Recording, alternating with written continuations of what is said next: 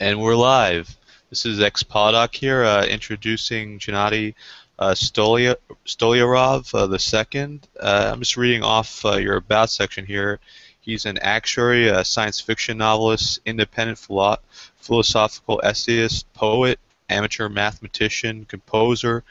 Also, he's let's see, my I was reading off my phone and it went shut off on me here, but he's also, let's see, the editor-in-chief of the Rational Argumenter, a magazine championing the principles of reasons, rights, and progress. And go ahead. Also, if you'd like to introduce yourself, feel free to do that to my audience. Absolutely. Well, it's a pleasure to be on your program, xpallodoc, and as you mentioned, I am a philosopher of a libertarian transhumanist orientation. I like to think about the future. I write extensively. I publish a magazine called The Rational Argumentator, which I've done since 2002. I am an actuary by profession, but my personal interests are significantly broader than that. I like to delve into economics, politics, philosophy. I like to think about what the world will be like this century and beyond. And furthermore, I write poetry, I do a bit of musical composition, and I simply enjoy trying to be a Renaissance man, trying to be a person who encompasses as many facets of the human condition where it's constructive and productive as I can. Well, I think you certainly are a Renaissance man. You certainly have uh, quite a list of interests, and you definitely seem to be very proficient in them. And I think I've been watching you for about 2 years now, at least, and I've definitely enjoyed broadening the scope of the things that I think about as far as the future. You actually were the person who introduced me. I always forget the name of this concept, but it's a concept of continuance as far as in indefinite life Yes. expansion. Um, Yes, indefinite life extension is a large area of my focus, and the idea of subjective continuity, or I-ness as I like to call it, the vantage point of the individual, the manner in which the individual perceives the world as that person as opposed to somebody else, the fact that I see and experience the world as me and not as you, and you experience the world as you and not as me. So it's not just a matter of the pattern of one's brain or one's memories or one's personality being preserved, but actually that unique vantage point upon the world, which needs to be preserved in order for an individual to continue existing as that individual as opposed to just, say, a copy. yeah, that's very interesting. You don't plan to have any children, if I remember correctly. Is that correct statement that you're not planning on having any children yourself? That's correct. And my wife and I have been married for more than 5 years now, and that is a joint decision that we've come to, at least insofar as we can foresee the future. There are many reasons for that.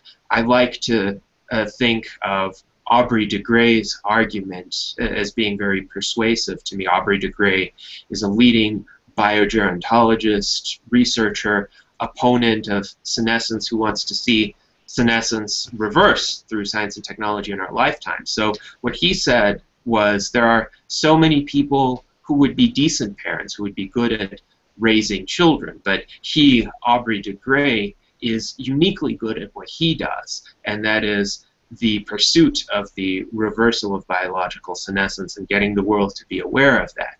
And I have been thinking about myself, there are so many aspects in which I'm uniquely good, and I am best suited to spending my time on those activities. And I could probably be a decent parent, but there would be a huge opportunity cost to that. Yes, certainly. And this channel actually kind of, I use MGTOW, MGTOW, which stands for Men Going Their Own Way. That's kind of a focus that I've made my channel, and It deals with men who they don't want to get tied down to the state. And as a libertarian, you're very familiar with that idea of not wanting to get tied down to the state. So we avoid things that could get us parasitized, which would include children. And it's not necessarily because we don't want to have children. It's that if we have children, we can get tied to the state, to a woman, and through marriage, a choice that you've made. So it is very interesting that you predict a future where people will be able to, where it's less important to have children to continue on. In fact, you don't seem to even consider children part of it. A lot of people they consider having children a continuance, sort of like they get to, it's their way of eternal life, or not even eternal life, just a way of continuing a bloodline. But you see a future where you're going to be able to continue yourself indefinitely. And Yes. actually, you've definitely made me very hopeful of that future with a lot of the things, the information that you've published and written about and spoken about. Indeed, and I am so pleased that I have helped you to become hopeful about that. I think the more people become hopeful, the more people see that as feasible within our lifetimes, the more attainable it will become. And it does seem that historically a lot of people have perceived having children as a way of self-propagation, self-continuation, but to me it seems to just be a very imperfect substitute for self-continuation, because that child, while he or she might have some of the same genetics, he or she would still not experience the world through one's own vantage point. The way one's own child would experience the world to the parent would be the same as, say, the way a stranger would experience the world, in terms of that parent's own subjective continuity would not extend to the child. And yet, parents could have some influence on their children. Children could remember their parents better than they could remember strangers, but even that fades over time if the parent is dead. It fades over generations as well. Very few people have good knowledge or memories of even their great-great-grandparents. So it does seem to me to be a strategy that falls short.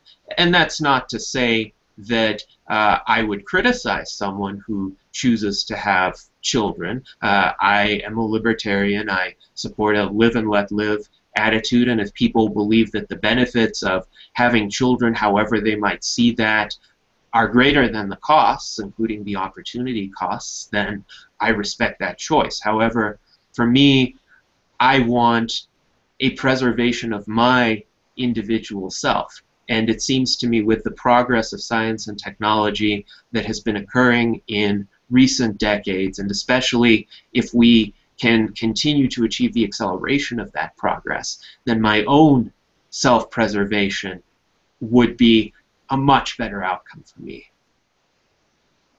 Yeah, that's definitely, that would be an incredible outcome to um, live in a world where I think you call it death being cured. I forget what the exact term you used was, but to live in a world where um, you no longer have to deal with involuntary death for the most part. Um, Yes, the abolition of involuntary death, and that will have to come through many, many different approaches. One of them would be biomedical. Another one would be just improving our environment to achieve greater safety. Autonomous vehicles could contribute a lot to that through the reduction of accidents. 95% of automobile accidents approximately are caused by human error. So if we can get people to just sit back and let the autonomous vehicles drive them to their destinations, then that probability of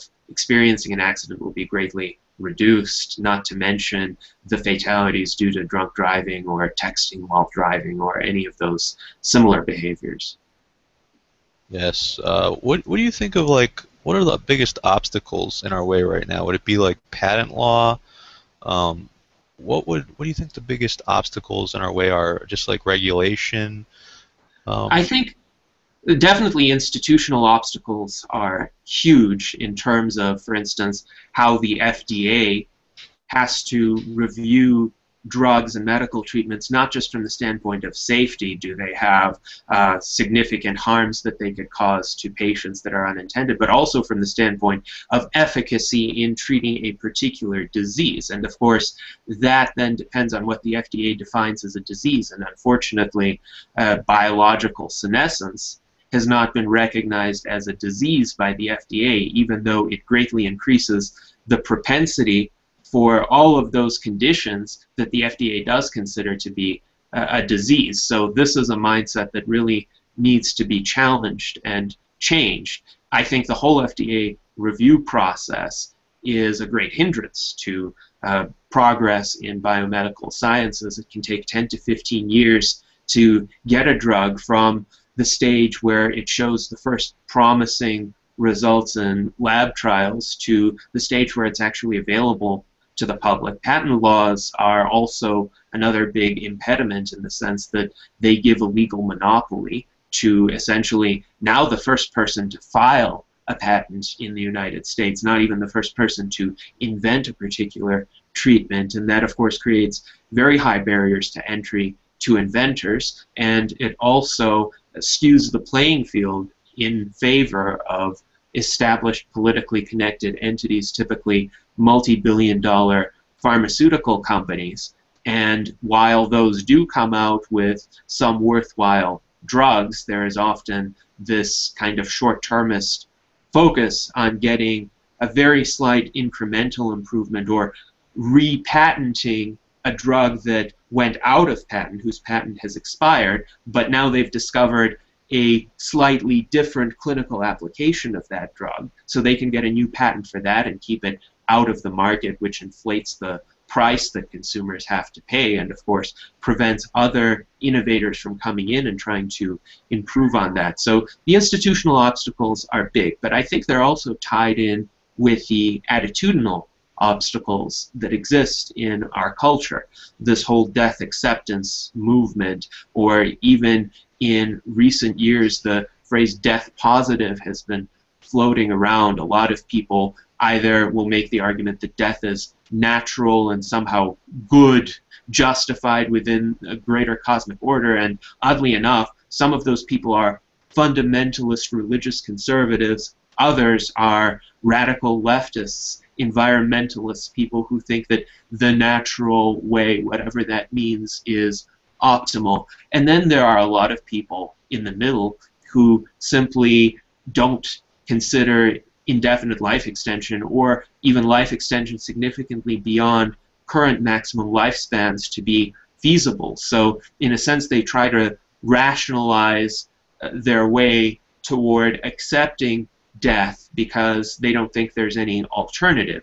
And unfortunately, there's a kind of vicious cycle there because the skepticism about feasibility is intertwined with the skepticism about desirability. And as Aubrey de Grey has pointed out, very often if you present a really good counter to one of those pillars of death acceptance, the person you're interacting with will shift to the other pillar, and you're going in this loop, so to speak, where you can tell them, well, it may be feasible in our lifetimes if we try hard enough, but they'll say, but even if it's feasible, it's not desirable. And then you give them the moral arguments for why it would be desirable, and they'll say, okay, maybe in some cases it's desirable, but you're talking about a fantasy. It's not realistic within our lifetime, so we still have to accept death. So it's a challenge to break that mindset, but I think we just have to continue making the correct arguments, and with enough emphasis, with enough people saying it in different ways, the culture will gradually shift. This is my focus, and in large part the motivation for the illustrated children's book that I published a year ago and that continues to have some impact. It's called Death is Wrong, and it's specifically aimed at younger people to get them to challenge these ingrained cultural rationalizations for death before they become too ossified in their minds, because it's a lot easier to reach younger minds and get them to think openly and rationally about a subject, if they're not too loaded with all of this baggage that has accumulated with regard to death acceptance. Yes, I am familiar with. I haven't read your book, but I saw that you did that. You and your wife illustrated it, and that's very great that you were so passionate about something that you went ahead and did that. I was going to ask, as far as like, have you heard of the concept of shit hits the fan as a scenario where you have a major collapse in society, just basic things like food and water? Have you heard of this before?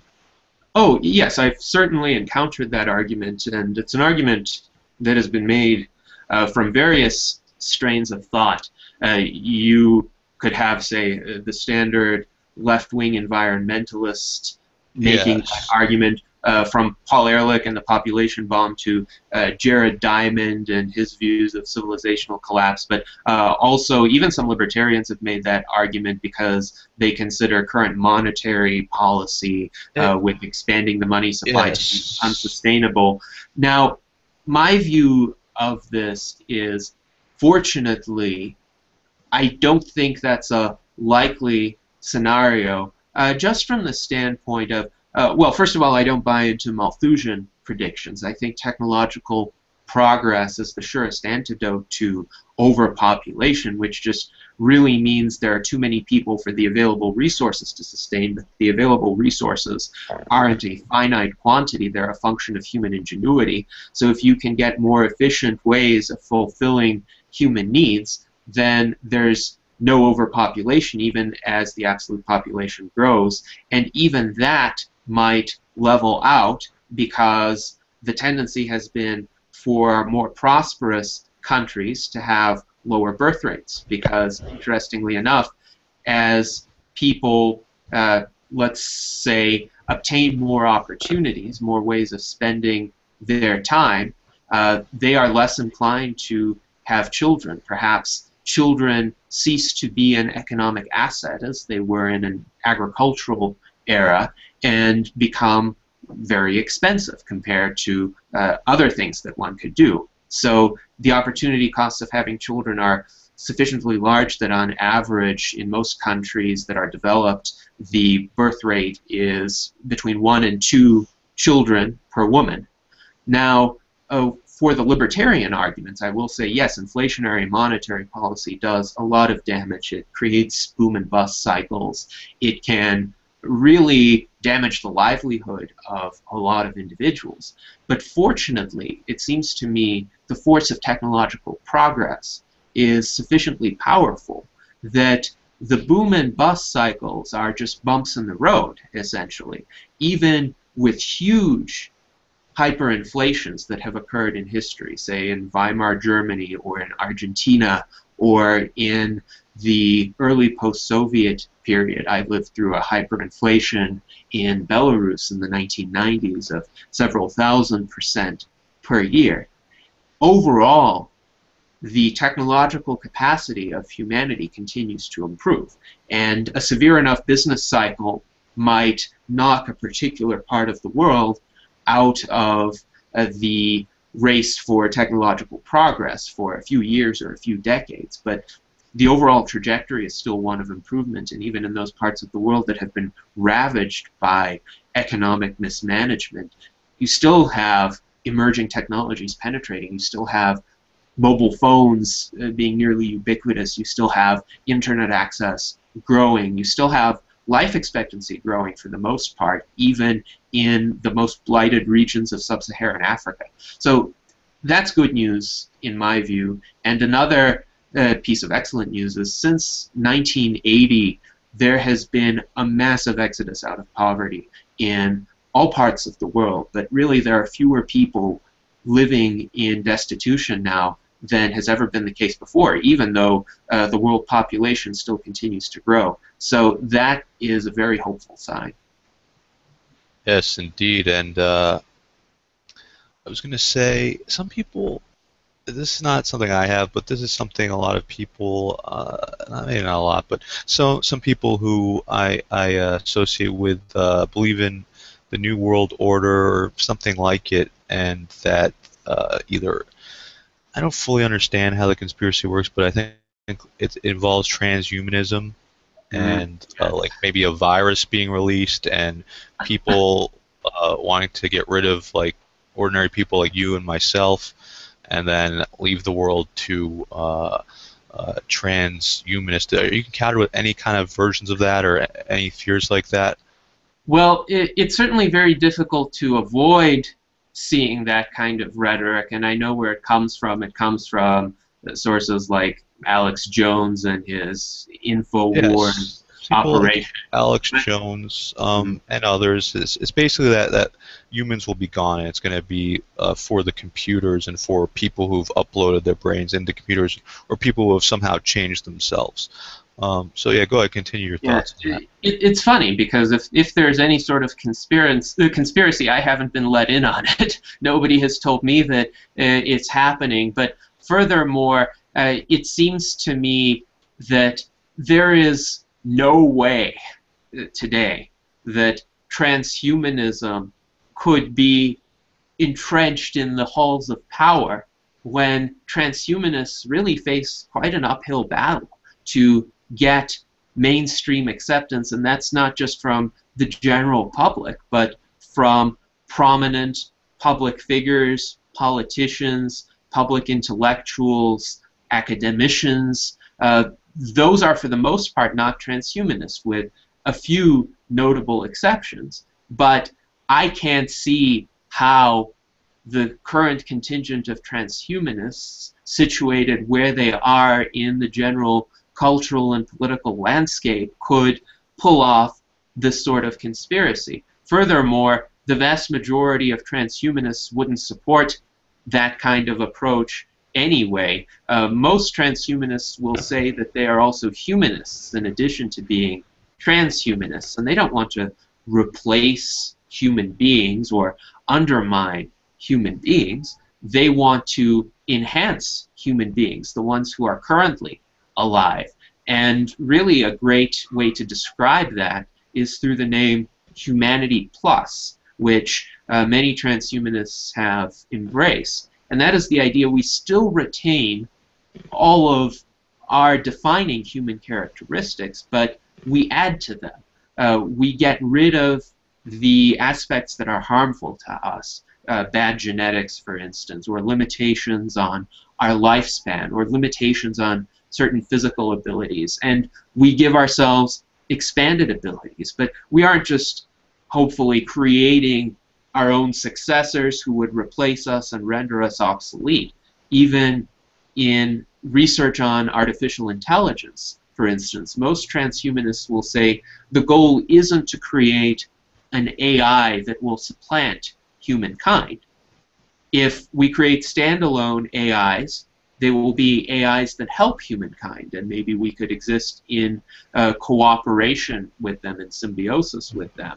But even better would be to integrate the capacities of artificial intelligence into humans, so that, for instance, we could still have the abilities at which today humans excel over computers, but we have also the abilities that computers have, the ability of perfect recall, for instance, of stored memory, or the ability to very rapidly perform certain algorithmic calculations. I think that combination would be the best, and it would also alleviate any fears of some super intelligent AI becoming so powerful that it outstrips all humans in ability and doesn't need humans anymore. Well, if we and that AI could be the same entities, essentially, then that fear would not be a realistic one.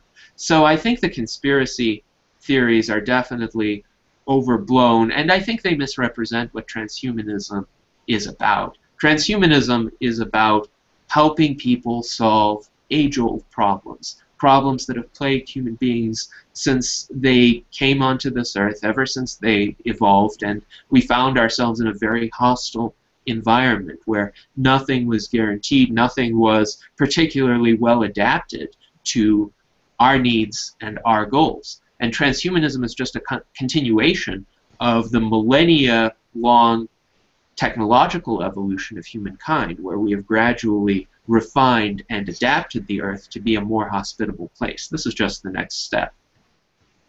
I would have to agree with a lot of what you said. My thoughts are that the free market is our best regulation against specific people using technology against us.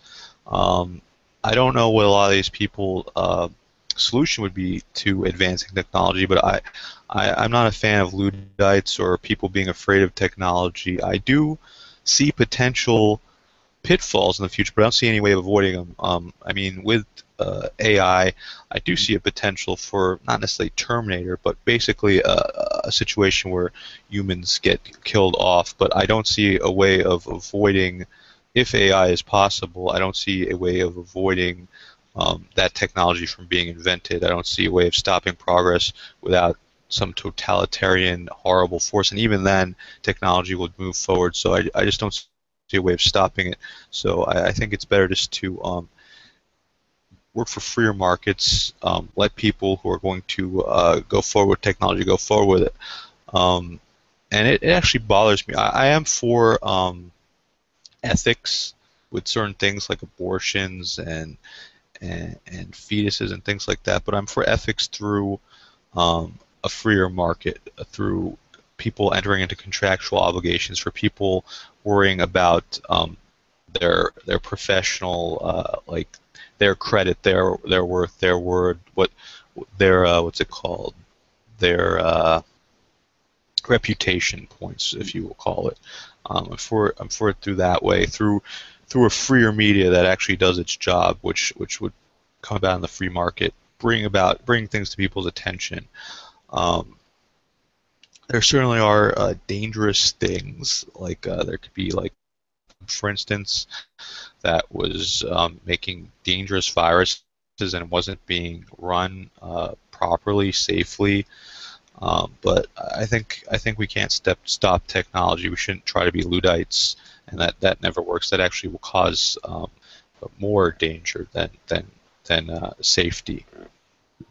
Absolutely. And in a free market, as Milton Friedman pointed out, the only true sovereignty is consumer sovereignty. So we as consumers ultimately have a choice of what goods and services we want to make use of. And if we think that a particular good or service helps improve our situation, we will pursue it.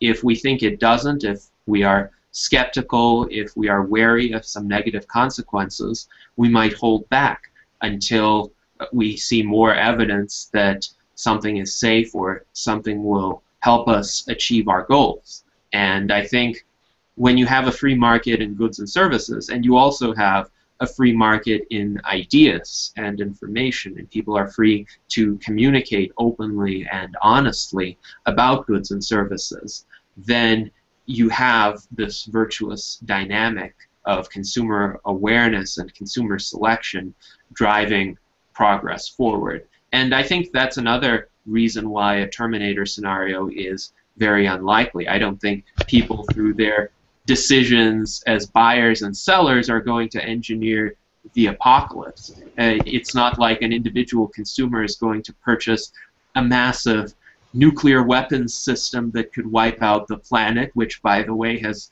already existed for nearly 70 years, and it wasn't created by the free market.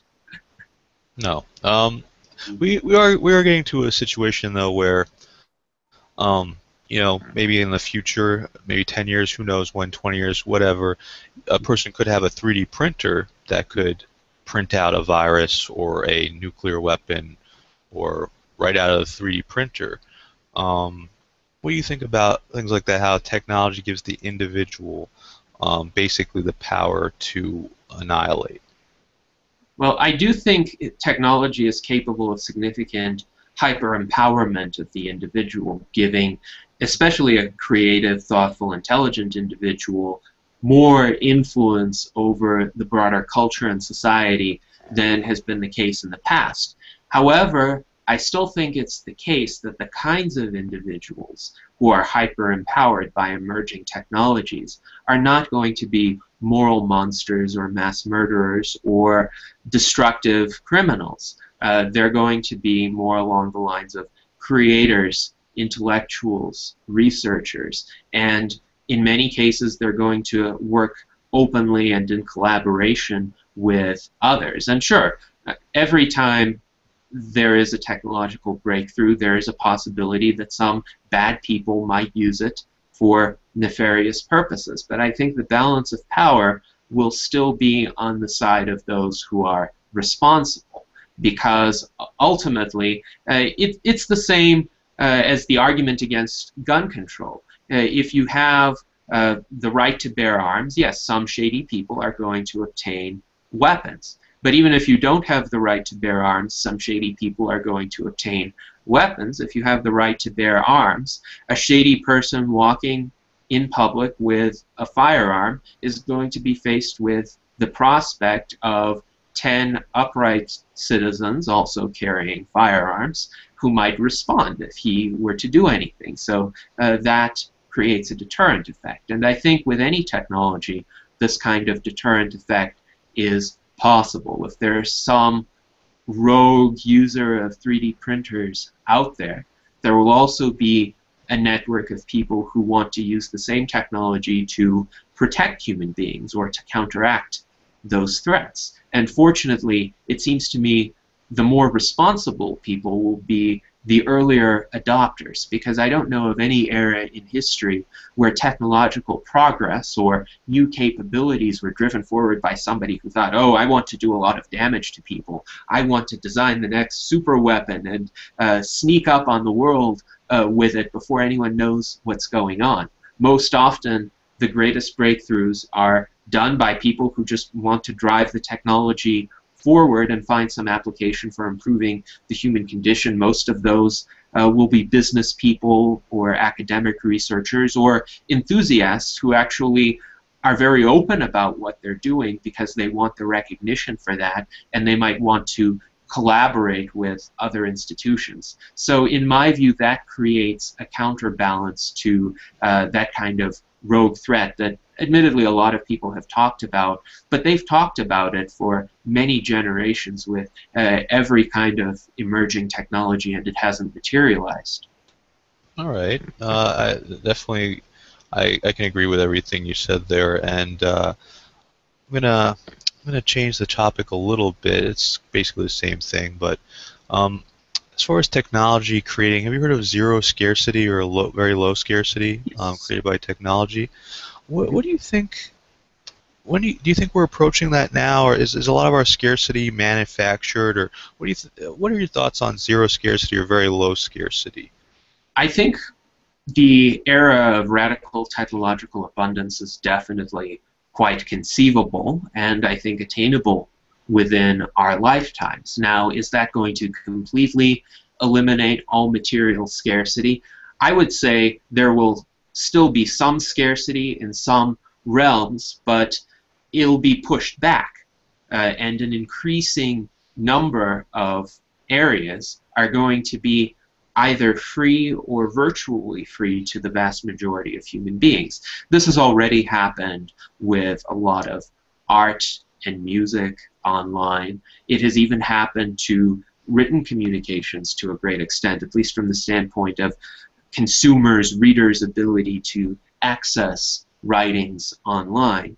And it's conceivable that more and more goods and services will be subject to that dynamic, especially as 3D printing becomes more widespread and more reliable. I could imagine in an era of tabletop 3D printers with good basic materials, a lot of tools, a lot of replacement parts, a lot of small household items, and a lot of decorative items could be very, very inexpensive, like cents compared to tens of dollars today. Now, in the future, as technologies improve, we could even see larger scale goods falling into that category. There will still ultimately be certain kinds of undertakings for which there will be some scarcity. There would need to be some significant cost investment. I think even 100 years from now, if somebody tried to build a space elevator or a colony on another planet, or even in 1,000 years, say a Dyson sphere encircling a star, that would require significant cost. So there would still be economizing of resources. But it would be analogous to the way we think of breathable air today. A lot of things in our lives are scarce right now, but for most of us, breathable air is not scarce. So we don't really think about economizing on that. We economize only in those respects that are scarce. So I think there's going to be an increasing amount of room for the so-called sharing economy, where people don't create particular goods and services with an aim for monetary profit, but they create them because they enjoy doing that, or because they want to somehow advance their reputation or advance their influence, and that will also require an adaptation of economic structures. It's one reason why patents and copyrights are deleterious in our era, because they impede the development of that kind of sharing economy. They impede the ability of more people to cheaply benefit from technologies or works of art, works of literature that have already been developed and can already be disseminated very easily. Yeah, I'm not a fan of copyright either. I think it's great that people don't want to be defrauded. That's fine if, like, say you want to get Disney's Mickey Mouse, but I should be able to have Mickey Mouse and do what I want with him too, as long as I'm not defrauding people into thinking it's a Disney product. And Disney, actually, a lot of their products are from the general, whatever you want to call it, the general property. I forget the exact word for it, but like things like public domain. Yeah, a lot of their works from, I think, Cinderella, all their fairy tales, they've just put their own Disney version out. So right from the start, that's a lot of what they're about anyway. So yeah, just I'm using Disney as an example, but yeah, I think it's pretty bad the way we look at copyright and patent law and other things. So bring us back, and in the future you kind of talked about, it sounded like you were talking about currency being different than we think of it now. Maybe currency just being mostly time, a person's time spent, attention spent on something, rather than currency the way we think of it now being like this credit system, credit representation of value. But do you mind going a little more into that? Certainly, and I would be speculating a bit, of course, but that's fine. Speculation's fun. Absolutely. So the key attribute of currency is that it has to be scarce itself. You can't just arbitrarily increase the amount of currency available, because that would devalue each individual unit of currency. You would have more money chasing the same number of goods. That leads to inflation. It doesn't lead to an increase in well-being. Now, historically, the best way to supply that built-in scarcity of currency has been through precious metals like gold and silver, simply by the fact that it's fairly difficult to obtain new quantities of gold or silver, and therefore it's difficult to inflate it. Of course, the whole fiat money system with central banking, with fractional reserve banking, with credit expansion, has been devised as a way to try to get around that for the benefit of politically connected special interests. Now, right now, there's another option that tries to supply this built-in scarcity, and that is cryptocurrencies. Even though cryptocurrencies aren't based on a tangible good that might have other applications like gold and silver do, cryptocurrencies based on the algorithm, which thankfully once a cryptocurrency has been launched, nobody can affect, nobody can manipulate for their advantage. They also have this built-in scarcity because they have a fixed, determined rate of growth. Many of them have upper limits, and furthermore, it's fairly difficult to obtain them. One has to devote substantial computing resources to mining them. Now, is that going to be the currency of the future? It might be, and it might even become more attractive than precious metals if technologies will enable sometime in the future for the extraction of precious metals, or even somehow the synthesis of precious metals on a subatomic level to become feasible. If Yes. somebody comes up with a way of, say, manipulating the nuclei of atoms to add some protons, add some neutrons, and oh, you now have gold, which has been the dream of medieval alchemists, but of course they didn't have that technology. And if there's a large-scale commercial operation for creating gold in that way, maybe 200 years from now, that is going to really affect how useful gold would be as a currency. Or even more proximately, if a lot of platinum, for instance, is found on another planet or on an asteroid, that might reduce the usefulness of platinum as a medium of exchange. Isn't the movie Avatar ridiculous? Because you made me think of that when you said that, because it makes sense. Oh, we found this material on another planet. We've got to go take it over. But yeah, like things like platinum, gold. I hear they're pretty plentiful actually out in the solar system, or even outside the solar system, of course. But I heard even in the solar system, like there's entire asteroids, just pure gold, that could be wrangled. Obviously, we've landed at probes or whatever on all sorts of things, so it wouldn't be that hard to imagine someone getting a golden nugget, giant gold asteroid to crash land onto Earth at a specific location or whatever.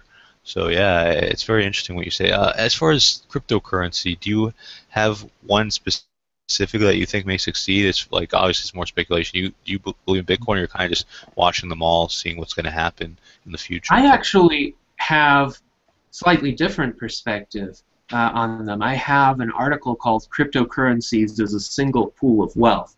And the idea is, as long as there's free exchange among the cryptocurrencies, as long as there's a well-functioning market where exchange rates are established, it really ought to be the case that all of these cryptocurrencies, especially if they're based on similar algorithms, as many of them are with slight tweaks, are going to be quite interdependent.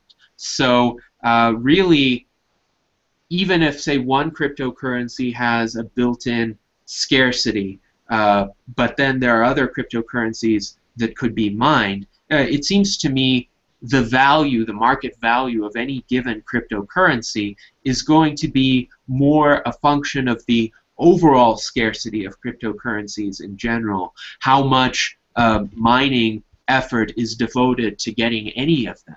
Now, I don't know which specific algorithm is going to survive. Bitcoin was certainly the earliest, and it has a certain first mover advantage just because it was there for a few years before the others got launched, and more people are aware of it. Now, on the other hand, it has become very difficult to get bitcoins now for that very reason. Mining bitcoins really can't be done anymore by an amateur. There are huge server farms that are essentially devoted to one activity, and that is mining the bitcoins, and those are the only ones who can get any appreciable quantities now. When Dogecoin was launched in December of last year, a lot of amateurs got interested in that currency and were able to obtain large quantities of it. Now, the exchange rate between bitcoins and Dogecoins still very heavily favors bitcoins, but that was an ability for those amateurs to enter into the cryptocurrency market and at least get something for their efforts. If they were to be mining bitcoins directly, it would have been harder for them to get that same market value. So it may not even be a single brand of cryptocurrency, if you will, that would prevail, but this kind of successive reinvention of cryptocurrencies, perhaps with improved algorithms, and as long as you have free exchange among them, it would be relatively straightforward for people to shift from one to another. Now, there are some caveats to that, and there are some ways in which right now the ecosystem of cryptocurrencies is not sufficiently mature for widespread adoption. We've seen a lot of issues, for instance, with these third-party cryptocurrency exchanges, the most famous being Mt. Gox, which essentially just defrauded its customers. So my own position on cryptocurrencies is, in order to really reap this entire decentralized advantage, the fact that you don't have to trust a third-party system. I don't use these third-party services yet. I accept some modest donations on the Rational Argumentator, but I do it directly through the wallet clients that are part and parcel of each of these cryptocurrencies. Okay. So I think until you can create an ecosystem of trusted businesses that are built around these cryptocurrencies, there's still going to be, let's say, a market imbalance. And the first cryptocurrency that manages to create this ecosystem is going to be ahead of the others, I think. It's very interesting. I can definitely agree with that. So, in the next, I don't know, 20 years, what do you see the major? Do you have any predictions on what the major advances are going to be? Are we going to have like Matrix level virtual reality, perfectly like humans, like you could see from Blade Runner, like artificial replicant humans, just robots that are basically capable of doing perfect AI? What do you think's going? I've thrown a lot of things out here, but what do you think? What do you think? What are you looking forward to? What do you think is going to happen in the next 20 years as far as major breakthroughs? Well, so much could happen. I definitely see virtual reality becoming very convincing and very effective. It's already starting to happen with devices like the Oculus Rift, and if that's any indication, there's going to be even more improvement. This is just a prelude. Augmented reality will be another important area of progress, and again, we already see precursors of that with various devices that can track certain metrics, like a Fitbit device that could track steps, and one could conceive of, say, simple devices that one could use to conduct an array of medical tests on oneself and measure vital bodily statistics just as one goes about living. So instead of getting, say, a snapshot every few months or every year regarding one's vital statistics, one might be able to track them in real time.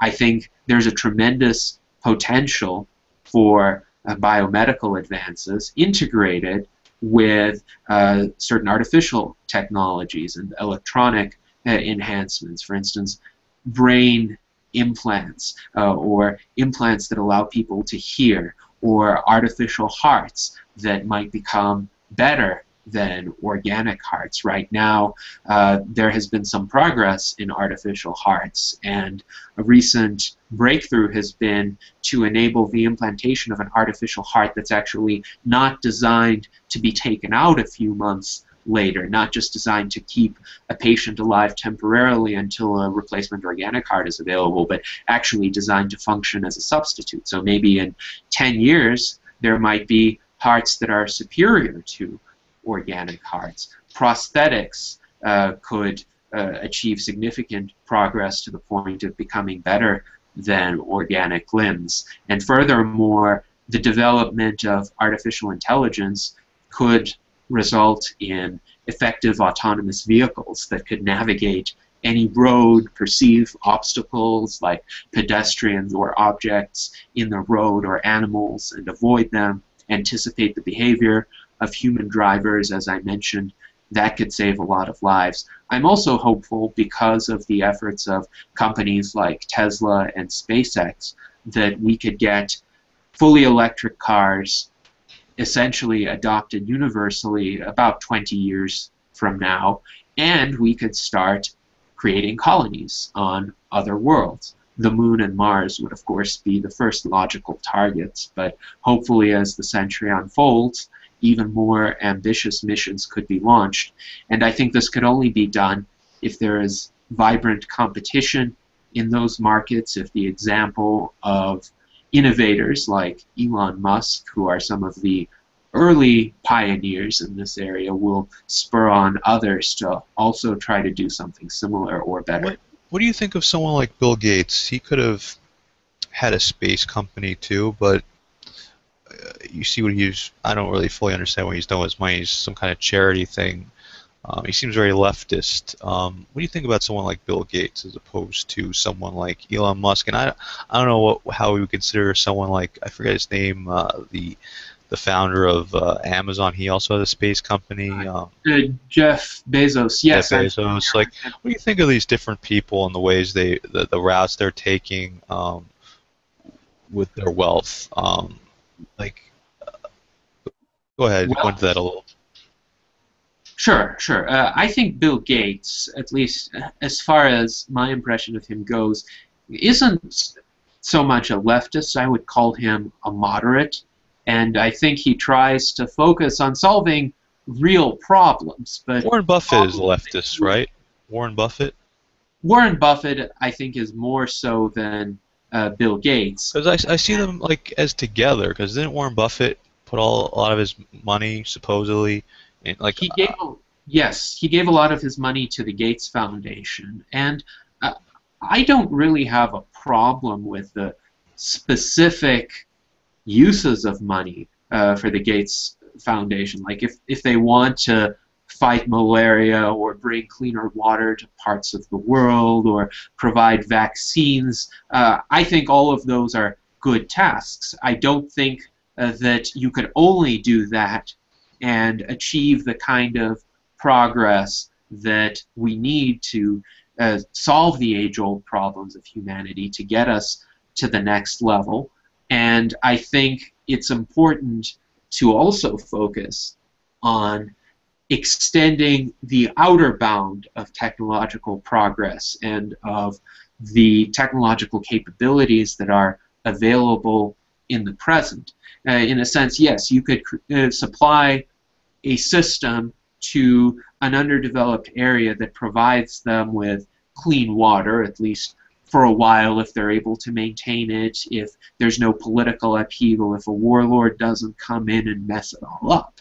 However, those are big ifs. If you really want to help these people in a more sustainable and lasting fashion, then technological breakthroughs are needed.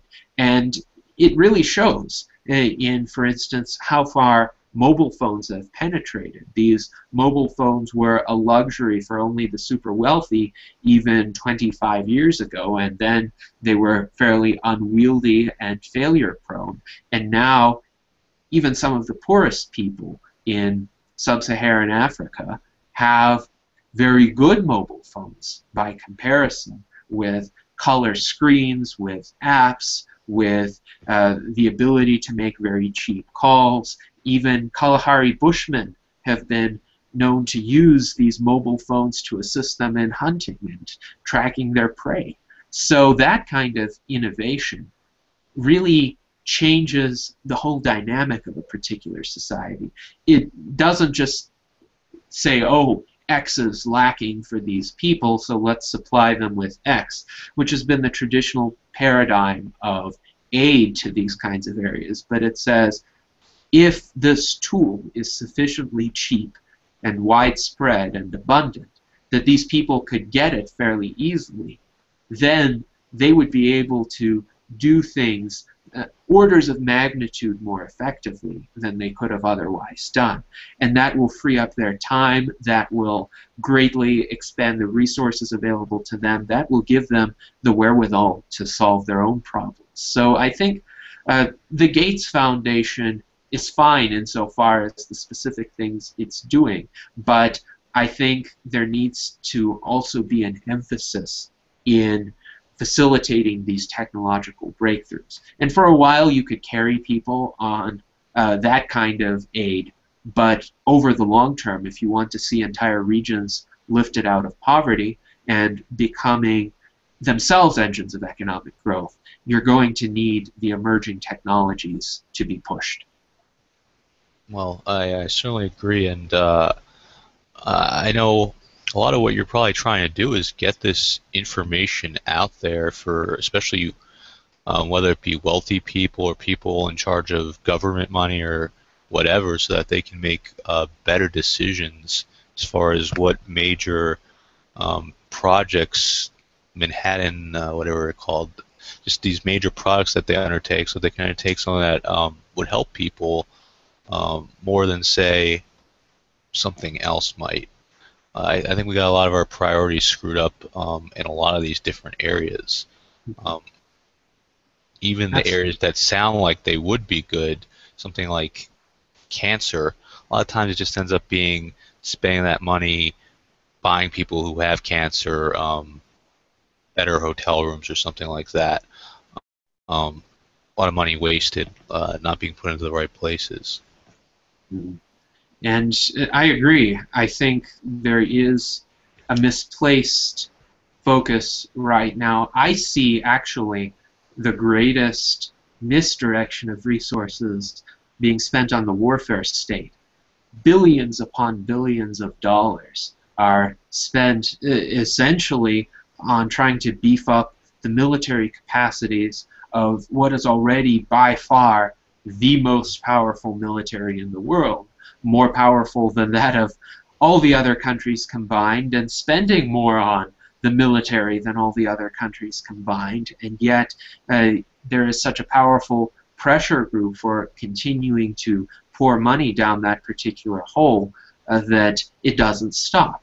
And then to justify the existence of this kind of spending, American foreign policy attempts to continue involving the U.S. in more and more conflicts throughout the world, even though there's no conceivable strategic interest or interest of safety for American citizens to get involved in these conflicts. Ukraine is a prime example of that. Syria is another great example of that, where the United States has been ratcheting up its involvement, even though there is no conceivable benefit for Americans to doing so. And it seems to me, if you cut the American military budget in half and devote that money to any sort of forward-thinking research, really, but biomedical research in particular, you could save millions, if not billions, of lives rather than ruining many lives as current military engagements do. Now, we're about at the hour, Marco. Would you mind staying for another 30 minutes or so? Or possibly could just end it. It's up to you, actually.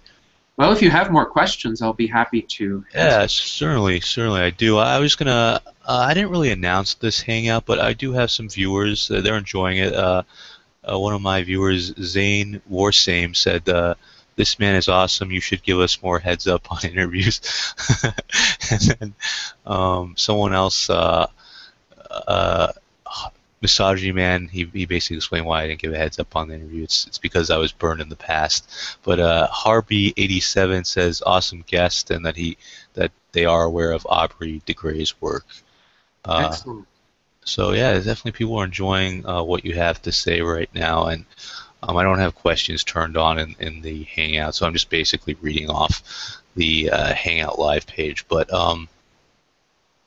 yeah, I agree with a lot of what you just said about it's just way too much money being spent in that direction. Though, I think the bigger problem that leads into that direction and leads into this whole mentality that allows for it is the idea of taxing, this idea that we need to tax the rich, we need to have progressive taxes instead of a flat tax, or the idea that we shouldn't lower taxes.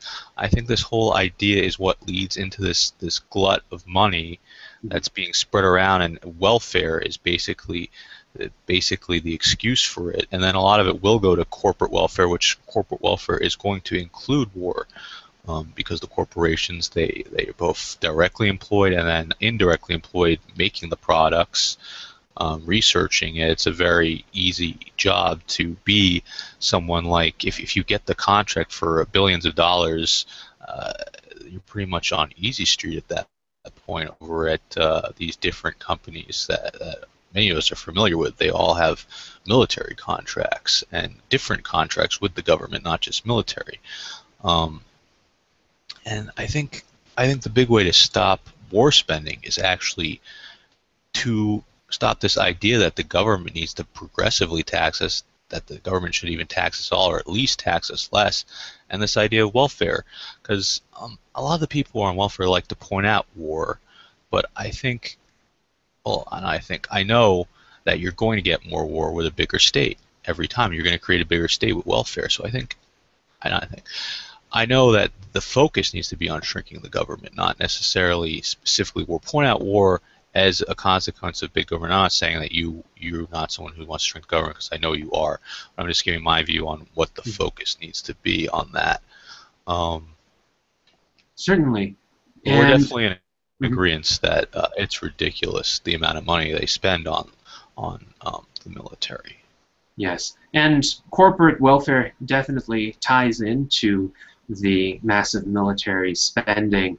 Anytime you have essentially government skewing the playing field toward some businesses as compared to others based on any attributes other than objective merit, which means the ability to fulfill the genuine needs of consumers, then you're going to have this kind of situation, because you're going to have essentially, as Ayn Rand put it, the aristocracy of pull, the people who can lobby the best, the people who can make the best friends with politicians, the people who could promise politicians the cushiest jobs after their terms in office expire. They're the ones who are going to get those contracts, and then to continue getting those contracts, they now have a vested interest in the perpetuation of the system. And if you have some disruptive innovator coming in trying to fashion an alternative at very low Yeah. cost, Yes. or advocating for peace, advocating for anything that would make those politically favored groups' products obsolete or unnecessary, there's going to be a lot of resistance to that. And this system of special interests is one reason why it sometimes feels to me that large segments of our society are just gridlocked right now. And even though there are many good people, many good ideas, many ideas that would find a flourishing clientele, a flourishing market in a freer society, they can't get started. They can't get going off the ground because of these obstacles created by special interests. And often special interests will write arcane laws designed specifically to establish barriers to entry, to prevent upstart competitors from displacing them, especially if the cost of compliance is very high. And the special interests know the specific loopholes within the system, the specific ways to game it, whereas somebody from the general public just doesn't have a clue. Yes. Now, back to the future. Mhm. Um, you said some very interesting things in your most recent video on YouTube about virtual reality, and I think you might have also used the term gamification of society too. You went into how virtual reality could become more real than the world we're in now, like higher resolution. Just you can feel more senses in that virtual world. That you could even have virtual worlds within the virtual worlds, like say the virtual world has a different um, version of physics or reality. You would possibly be able to build computers or just things inside that world that you can't build in the real world, and that you could have virtual worlds within virtual worlds within virtual worlds, but that it would always be the real world which was the most important, because that is what controls the virtual world. That is what that is where the resources, that is where the virtual world is created. So the real world will always stay important in people's minds, at least the people who understand what's actually going on. And I would like to add on to that, virtual worlds basically would allow you to just go anywhere at any time. You maybe could have a hologram appear. You're in the virtual world, but you have a hologram in the real world. Also, with AI and just better translation technologies, you might be able to communicate with anyone on the planet, whether they speak English or not, communicate with thought, things like that. Is virtual reality, like, I just want to get you talking about virtual reality is basically what I want you to do. What do you think virtual reality means for people? Certainly, and you very aptly summarized a lot of the ideas in my recent video and the essay on which it is based: individual empowerment through emerging technologies, virtual tools for a better physical world. So the idea is we can use virtual reality to improve our physical experience of the world and to enable our lives to be safer, more effective, more prosperous, as you mentioned, if we can meet someone in either a virtual space or in a physical space, but project ourselves as a hologram and still have the same experiences as if we had been in that physical space ourselves. That could save so much time and effort and money on travel costs, for instance. It could reduce the risks that people encounter in their business travels, for instance. It could speed up work a lot if you could arrange many of these live meetings, so to speak, in close succession, instead of having to spend several days essentially preparing, going there, coming back, because often in the business culture today, for whatever reason, simple email or phone communications are often not deemed sufficient, and Yeah, it's in-person ridiculous, meetings, yeah, actually.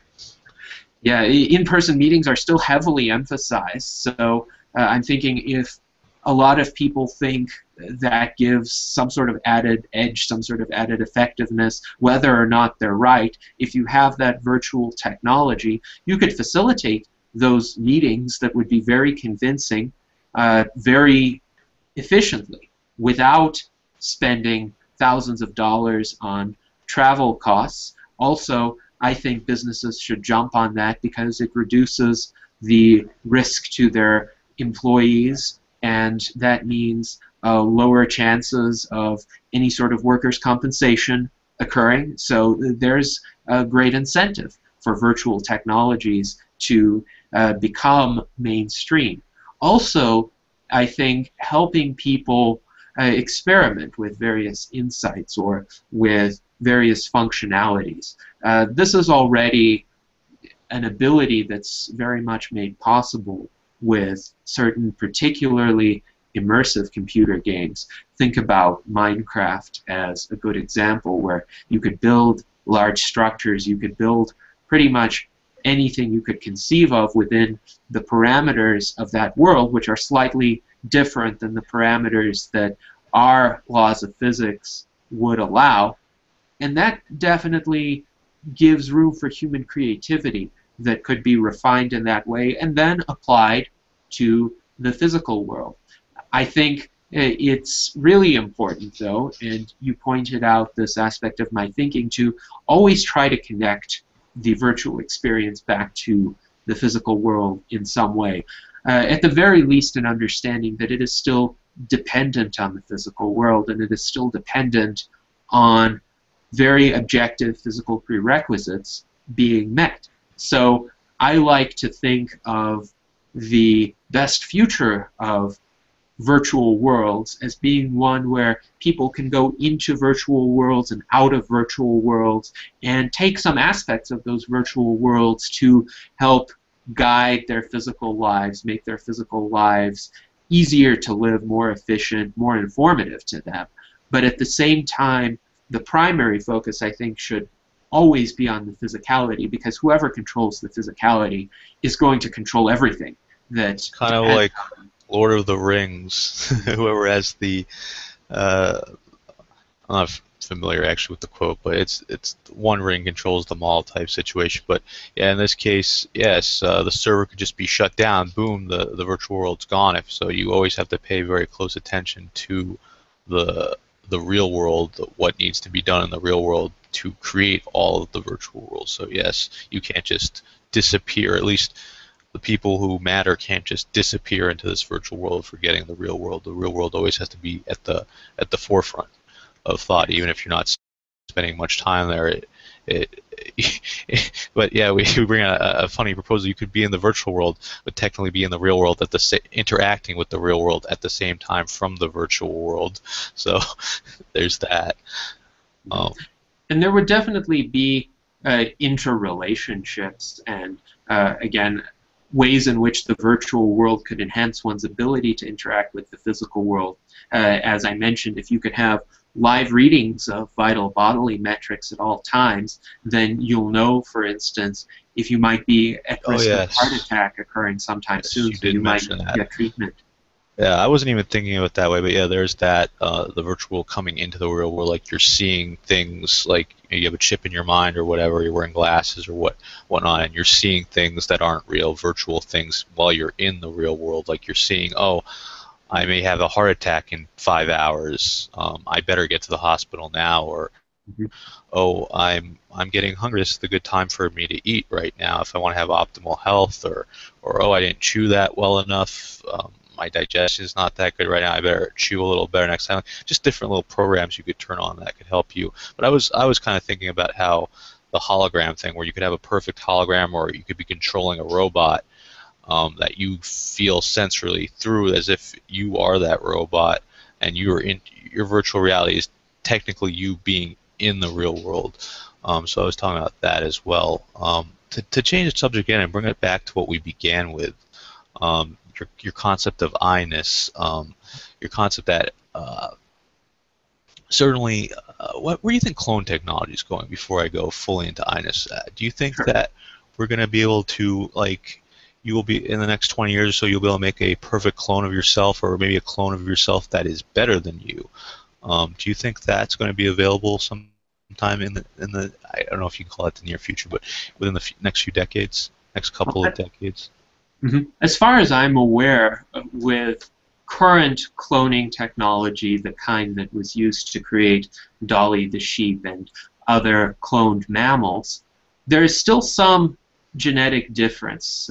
I recall reading there's about a 94% genetic similarity, It's a which big is difference, actually. Then which is actually less of a similarity than among two or more biological identical twins. So that actually suggests to me that perfect replication of a person's genome, if you would, is still farther off than that. And current cloning technology, at least, can only achieve a genome that's similar, more similar than between an individual and somebody who is biologically unrelated or very distantly related. Now, on the other hand, I think it's important to recognize that even if we had the ability to create a perfect copy of a person's genome and get it implanted in an embryo, and then that embryo becomes born and becomes a human being, that would still be a completely different human being. Not only would there be this difference in biological age just from the fact that the cloned person is at least 20 some years younger than the person who was cloned, but there would also be so many differences in environment, the world in which that person grows up in, the incentives to which that person is subject, and furthermore, if you want to connect it to the issue of I-ness, the I-ness of that person would be completely different. I would take a step further and say if there were an extremely advanced technology that would be able to just construct atom by atom a perfectly identical copy of any one of us. Just say have one of us stand and be scanned as if it were, say, for well, a just 3D printed figure. Yeah. And then right next to us, this other person gets assembled layer by layer. It would still be a different person with a different I-ness, because let's say that scan is non-destructive and we're able to then just step away from it and continue leading our lives. Well, the person who got scanned is still going to have his same original I-ness and the continuity of experience. That new person, provided everything works out, is going to start having an awareness of the world. The patterns of that person's mind might be very similar, and he might have the memories of being the person who was originally scanned. But from that point on, the experiences of these two people will be very divergent, and the person who got scanned isn't going to be seeing the world through the vantage point of this new person. Now, are you familiar with the Star Trek teleporter in science Yes. fiction? So, Yes. has that always disturbed you in a way, knowing how it works as far as making dearranging atoms, then rearranging them somewhere else? I don't think it's the exact same atoms. Maybe it is when they come back to the ship. I'm not sure. I'm unsure of that. But what do you think about that as far as a science fiction novelist? Yes, I think that would be a case, unfortunately, where the I-ness is not preserved if you simply took a body apart atom by atom and then reassembled it. Now, I think there are a few Star Trek episodes where they try to provide more details about that, like suggesting that somewhere within that process there may be a kind of incremental disassembly and reassembly, but they don't really flesh out that idea. I will say this.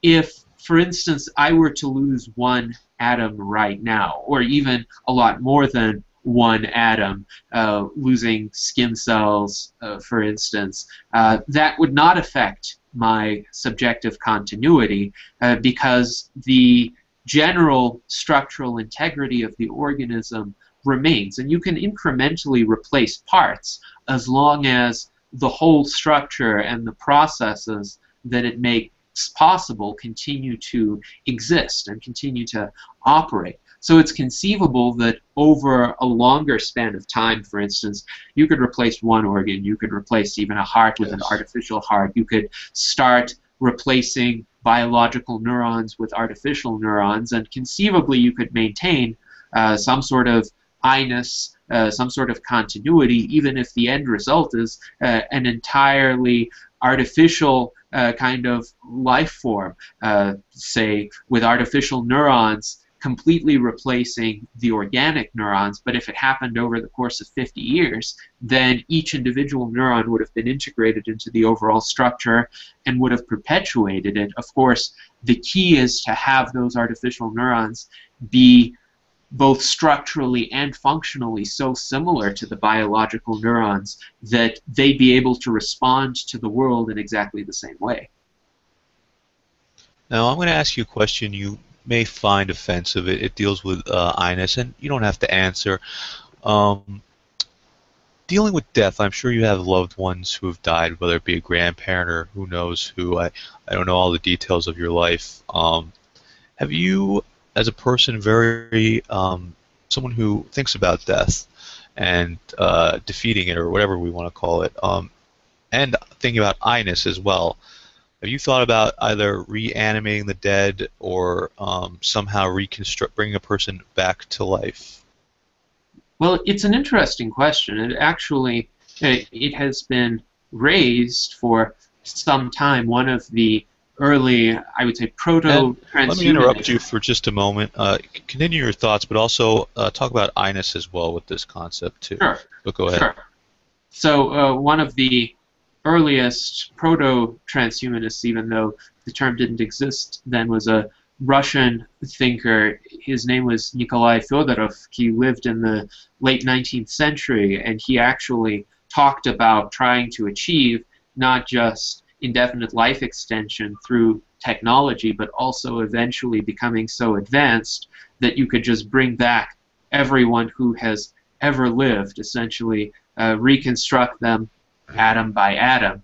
And the question is, of course, could we, in some very remote future, find out enough information or have enough of an ability to reconstruct an entire deceased individual just by whatever remains of that person. And of course, that is a very remote possibility, but I don't rule it out. Now, I will say, if you take somebody who has been dead for many centuries and you reconstruct that person, you might get a functioning individual, you might get an individual that's a good facsimile of that original person, but I don't think the I-ness would be preserved there. Again, because the I-ness requires this continuity of structure and this continuity of process. And if that's disrupted by the fact that that person hasn't been alive for a few centuries, you might get a new person, a new process started up, and you could get a sufficient resemblance that for anybody else, interacting with that person will be indistinguishable from interacting with the original, at least if you hold everything else like the environment constant. But that person is not going to have the original person's experiences carried forward. To the original person who died, nothing will have changed because that person no longer exists. It's just that new person will have the memories of the original person and a lot of the personality traits, and that might be good for the world, it might be good for other people, and certainly that new person would probably appreciate being alive. But I still think that there's this insurmountable problem, this insurmountable discontinuity, and once a person is really biologically dead and it's not possible to revive that exact body and restart that exact process with biomedical technology, then unfortunately that I-ness is lost. If I-ness is lost, like, have you seen the movie The Sixth Day, I believe it's called, with Arnold Schwarzenegger? I don't think I have. All right, it's a movie where people can make clones of themselves. It's kind of like a hidden technology. People don't know about it, but people can make clones of themselves as backups, and then if they're killed, the clone comes online, and it has all your memories. Would something like that mean anything to you, even though I-ness is broken? Would the thought that if you died, a clone that was the same age, whatever, a clone of you that was no longer dead, a healthy living clone that had your memories that were backed up earlier that day or whatever, would be put back into the clone, would that mean anything to you to know that that could happen, or that just because there's no I-ness there, that's worthless to you?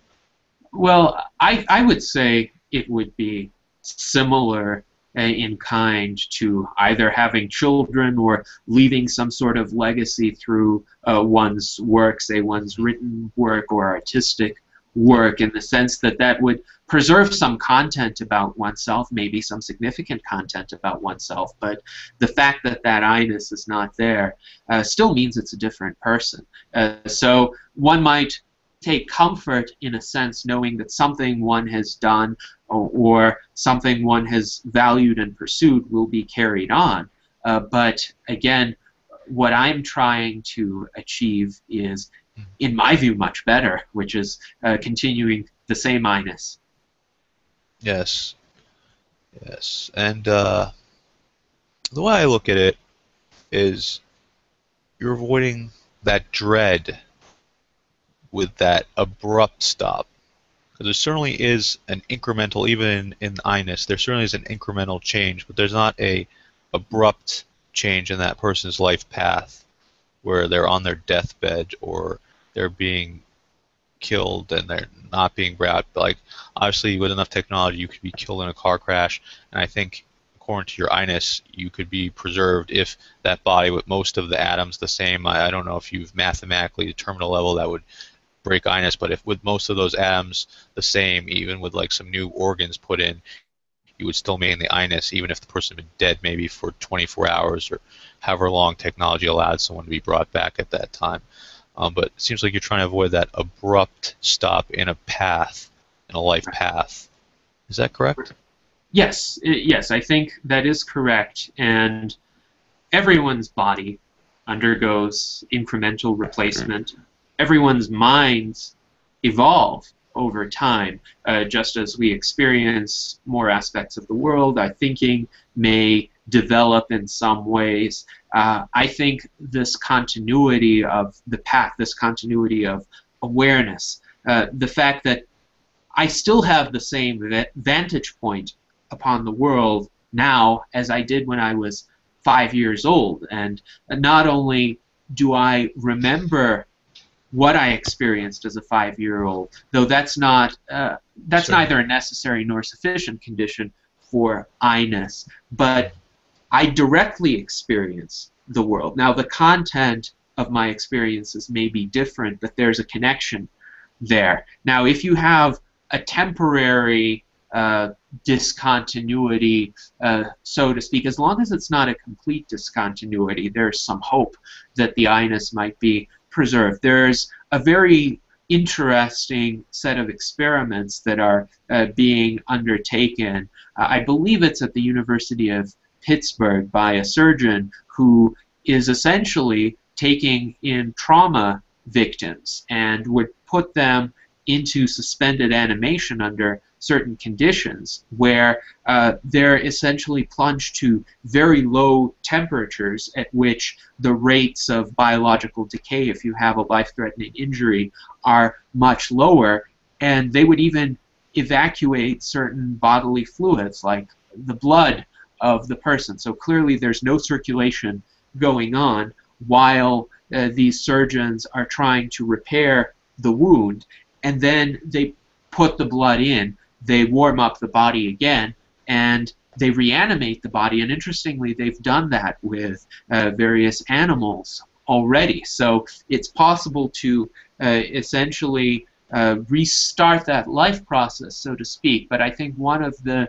reasons why it's possible is because some aspects of that process still do not cease. Even in that state where the body is plunged to very low temperatures within the cells, there's still a process that goes on called anaerobic glycolysis that continues to go on even through that state of suspended animation. So perhaps as long as you still have something, as long as you still have some interactions among the constituent parts of the system, even if they're at a fairly low level compared to what we are going through, it might be possible to still preserve that I-ness. It's one reason why sleep doesn't kill us or general anesthesia doesn't kill us, because there are still so many functions that go on even when we lose explicit awareness.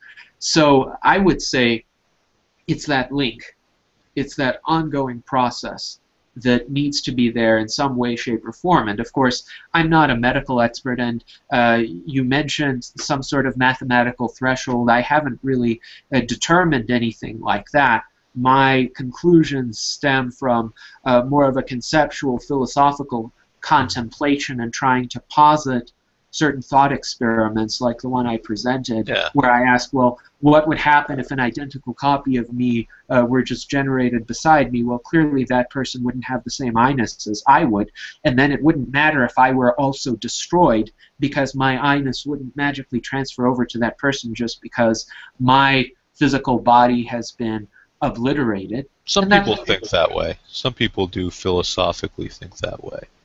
But I understand that if you woke up as a clone, obviously you can't wake up as a clone, but if you can imagine yourself waking up as a clone, you would say to yourself, well, I feel like I'm lived my whole life. I remember those 5-year-old memories, but I am a completely new person right now. Have nothing to do with, well, not, I have nothing to do with that. I have a lot to do with that other person, but I'm not him. The I-ness, It's this is interesting. a new I-ness. Obviously, your new clone would care about all the same things. Well, if it was the type of clone I'm talking about. Yeah, it is interesting. Well, if it were a clone of me, and somebody had been able to replicate my exact biological and mental patterns, and that clone would wake up. So I, as I am now, wouldn't be experiencing anything, but that clone might say, ah, okay, I see what happened now. And I remember being Gennady Stolyarov II. However, because I also have the ideas and insights of Gennady Stolyarov II, I also know that I'm a different person. So interesting situation there where a clone of someone who is aware of this idea is going to have that recognition, even though there might be some memories and personality, strong personality resemblances. Yes, as opposed to a version of yourself waking up where you've been dead for maybe dead under previous technological standards, dead maybe a week more, and you wake up and the clone maybe is more like you than this new person waking up, but you would consider I-ness to be in the person waking up because of a standard of continuance. Like maybe the new person that wakes up has like a robot body now, and the only thing that's the same is your brain inside the robot body. Yes. Something like that, and basically in the robot body you still have all your thoughts, but maybe now your personality is very different. It's a very different person in a way, but you might consider that to continue your I-ness, or maybe you would say I've somewhat continued my I-ness as opposed to the other thing, obviously not continue your I-ness. I would say there is certainly a much greater probability of I-ness being preserved there. And again, for a simpler thought experiment, let's say, let's suppose a person were in continual physical pain from something, a neurological defect, and then that person got into an accident and was put under this suspended animation technique. And let's suppose, for the sake of argument, that even with this suspended animation technique, there are enough continuing biological processes that that person's I-ness could be revived. And then, as part of the procedure that was done on that person, the surgeon repairs that neurological defect, so that person no longer feels pain. And then that person wakes up, and all of a sudden, that pain that that person has felt throughout his entire life is gone. That's going to affect personality, I think. That's going to affect the way that person looks at the world. That's going to affect that person's behavior, that person's reactions in various circumstances, and what that person is able and willing to do. And so, some people would say that they're born again in that situation. But you could still have the same vantage point, the same direct experience of the world. It's just that direct experience will have different content now, now that the pain has been taken away. And on the other hand, if for that person you also created a biologically identical replica prior to the accident, so now there's another individual walking around who is like that person before the accident, except with the pain, that person would not have the same I-ness, but might have a personality that more closely resembled the original person before the accident. Now, are you familiar with Superman, like the newest Superman movie, or any of the Superman mythology? I'm familiar with the mythology. I haven't seen the newest movie, but I'm aware of the general outline and properties of the Superman. Entire planet of Kryptonite, that's where Superman's from, was destroyed. And Superman's sent to Earth, and he has a lot of technology, and one of those technologies is he can speak to his dead father. His dead father is kind of preserved, like his essence is preserved within the technology. What do you think about something like that, as far as like being able to speak to the dead through virtual reality or through some kind of hologram? Yeah, go ahead.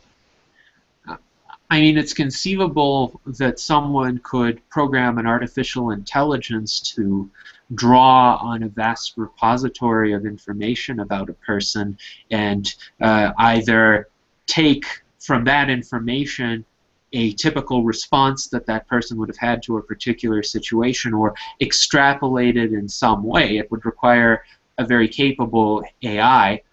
I think it's not out of the question. Now, again, the I-ness wouldn't be preserved. It would more be a very detailed, interactive encyclopedia or virtual environment where one could draw on that person's legacy. Interestingly enough, Ray Kurzweil, who is one of the most prominent And transhumanists. you respect Ray Kurzweil, or do you Yes. disagree with him?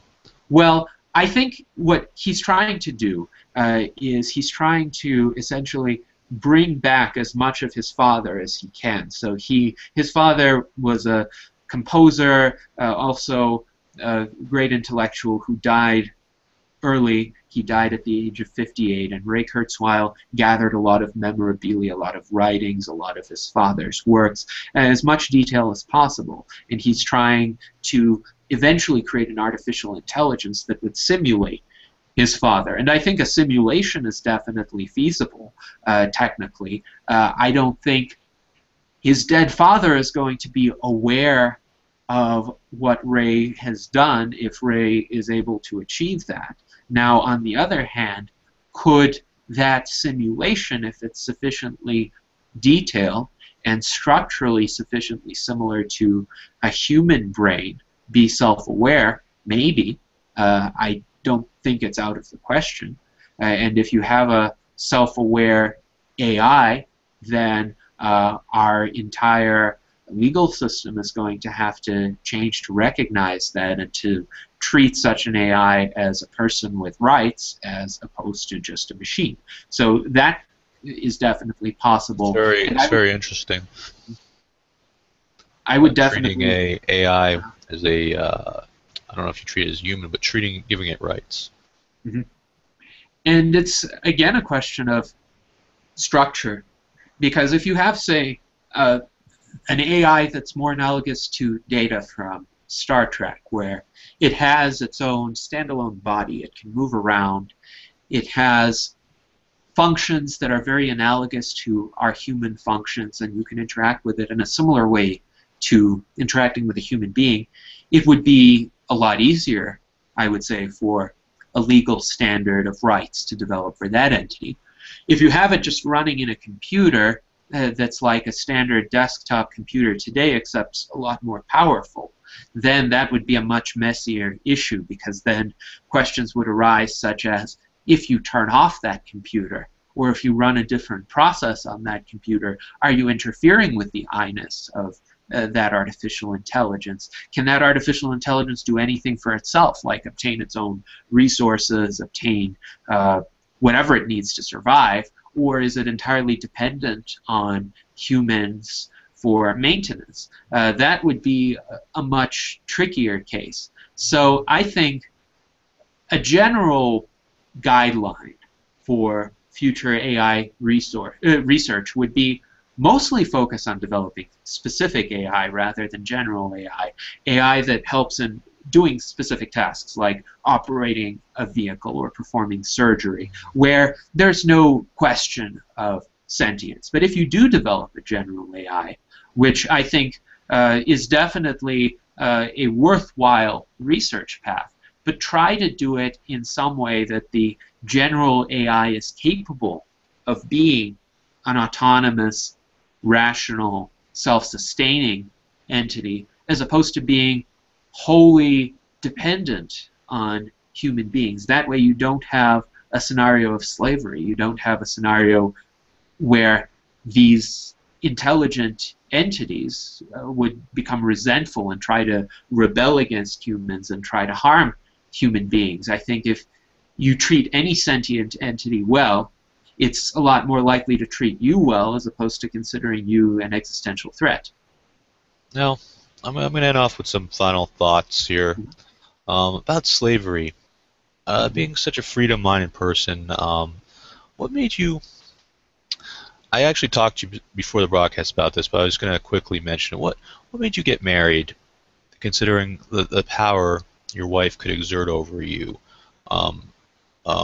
should things go wrong between the two of you? What made you get married, knowing that the state and your wife, if things go wrong, could basically enslave you to a degree? What made you make that decision as a man who obviously thinks about everything very logically? Well, I think it's the confidence that that wouldn't happen, and in order to have that confidence, one needs to choose the right person. And actually, I'm the kind of person who didn't get into relationships, say in high school, because I understood them to be fleeting or ephemeral. I didn't really very actively pursue relationships at all. I stood on the sidelines and I observed, and I made mental notes to myself about people's character traits, and is this person really somebody who would understand me, somebody who would be as devoted to me as I would be willing to be devoted to that person. Ultimately, within my life, my goal has been a quest for permanence, and anything I do, anything I pursue, I would only find it valuable, at least on a grander scale, if I can keep it. Obviously, say if you have a nice meal, you can't keep it, but you need it for some broader purpose, like being alive. I know what you mean. So but in a relationship, I think it only makes sense to pursue if you can keep it, if you can make it permanent. So I think it was actually very fortunate that I found Wendy, because she's one of the few people with whom I would have that compatibility, with whom I have been able to create a relationship that I could keep just because of that attitude of commitment and the great deal of initial compatibility that was there. And I think it's interesting. My general observation is, for most people, they have an initial compatibility with maybe 1% of the population, and then of course, that initial compatibility is not enough. In order to make a relationship last, you have to put work into it. You have to develop a kind of shared set of attitudes, shared set of values, experiences with another person, and continually fortify that. But again, without that initial compatibility, it's very hard to do, because two people might start out at such radically different places that it's very difficult to reconcile without significant personal sacrifices, and then neither person wants to make those sacrifices, obviously. But for me, say, I'm a lot more unusual than most people are, and I suppose the more unusual a person is, the more of an individualist a person is, the harder it is to find that initial compatibility, because there's less of a common reference point. Now, I was very fortunate to meet my wife when both of us were very young college students just starting out. We barely knew anybody in that environment, but it was generally a very, let's say, civilized, respectable, refined kind of environment where the probability of finding someone like that was greater. But on the other hand, both of us are non-religious, and most of the people in that environment were very religious. And so it was like, this is the closest person in existence that I could conceive of who would understand me, who would understand my values, and who has definitely not the same outlook on the world, but a complementary outlook on the world. And I thought, okay, this is my chance. This is my opportunity to make it happen, and I'll be completely committed to that, and I have been completely committed to that. So I think now what we have is not something that could be broken or something that could turn sour. Mm-hmm. Well, I think it's good for me to be what's it called, introduced to opposing views by someone so accomplished, intelligent like yourself. But my view, I don't have such a rosy outlook, and part of my view is why I'm not going to get involved in any serious relationships, especially marriage, is also the permanence thing. I don't believe it's possible. I've looked into women's nature, and I don't think they see things the same way as men. I believe in this thing called hypergamy, which I'm sure you're aware of, but I believe it never turns off. It will never turn off. So even if at a point in time, like now, or for 10 years, or for a few decades, and obviously you believe you're going to live for a very long time, I think that I think that what happens is the relationship does sour, and with the current state of affairs, with as far as what people can do with children, what people can do with marriage, it leads you to a very dangerous situation where you are going to have a lot of your value taken away from you.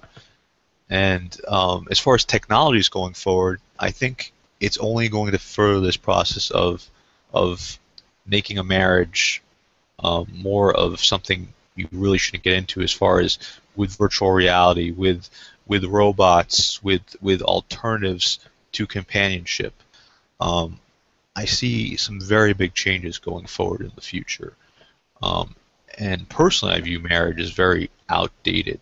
And um, I'm not trying to cast. I realize it's kind of judgmental because you are married, and also you are the kind of person who also understands someone from my perspective to a much larger degree than the average person, because you also understand the a person who would want to stay unmarried, who wouldn't put such a high value on these types of relationships. You told me you understood it, or at least that's I might be paraphrasing it, but that's what I remember you saying when you spoke for a few minutes before the interview, and you said you understand my view.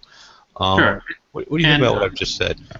well, as a libertarian, of course, I believe in a live and let live attitude, and different people have different goals and priorities that could all be legitimate, and the way a person spends their time, the way they choose to invest or not invest in certain relationships is certainly a personal choice that I will respect, as long as any individual is generally a virtuous person who respects the rights of others and who behaves with integrity according to their principles. There is room for different approaches there, I think. Now, in my view, though, I don't see the inevitability of a relationship going sour. I think it's a matter of the people who are involved in it. And yes, there are some destructive cultural attitudes that I think are, in some cases, precursors to relationships going sour, and in many respects, those destructive cultural attitudes have accelerated since the 1960s or so. Now, it's still, however, possible to find people who don't share in those attitudes and who are looking for something permanent. But I would say you could draw an analogy in many respects, say even to raising children. Now, I'm a person who has chosen not to have children, at least in the foreseeable future. Yes, There are and many people. it is, to interrupt you, yeah, it is along those same lines Mhm. that I talk about marriage. For the Right. same reason you forego children, you forego marriage.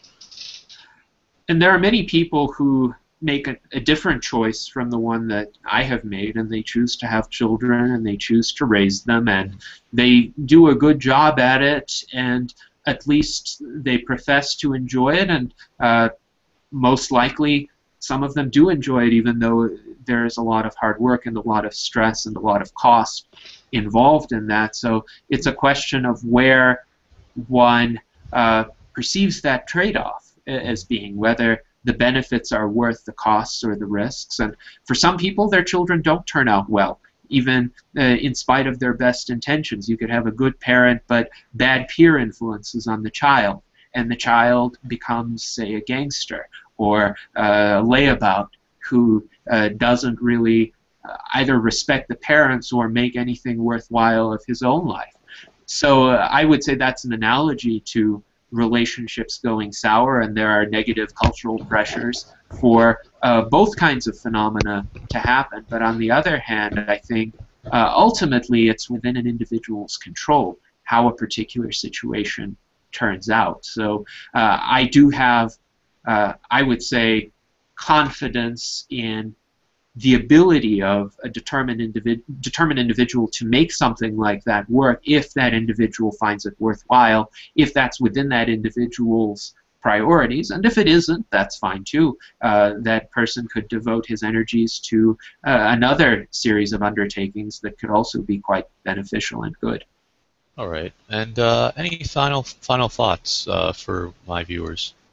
Certainly. Well, I think the future has the potential to be absolutely amazing, especially if we can achieve technological abundance. And unlimited lifespans and greatly increased freedom that would come with that as individuals are empowered and ultimately as they see far less need for centralized hierarchical authority.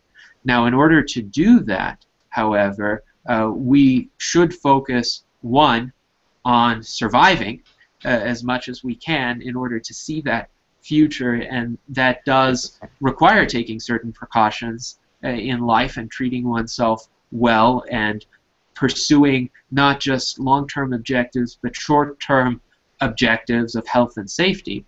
But also, I think each of us needs to be advocates for technological progress. That is, it's not going to happen on its own. Even though there has been a certain historical trend, that trend is ultimately driven by the actions of human beings and by the willingness of people in particular cultures to accept that technological progress. So if we want to see it in our lifetimes, we need to be part of the solution. We need to ourselves work in whatever ways we are able to help make that happen. Well, thank you very much. And with that, I am going to end the broadcast. I'll put your link in the description so people can check out your information. And we're going off air now.